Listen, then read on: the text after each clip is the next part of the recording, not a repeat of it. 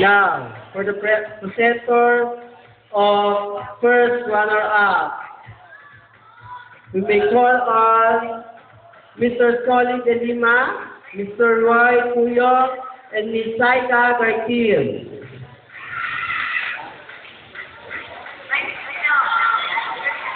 And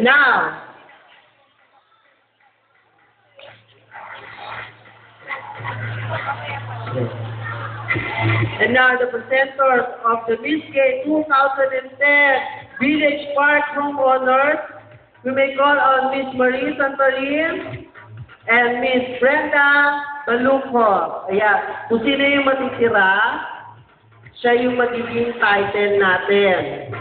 Kung sino yung tatawagin ko, siya yung first runner-up. At yung matitira, siya ang Miss Gay Village Park Homeowners 2010. Okay, ready na ba kayo? Ayan, hindi na talaga. Ayaw na, inantok na, hala. Okay! And now, for the first runner-up, goes to candidate number 6.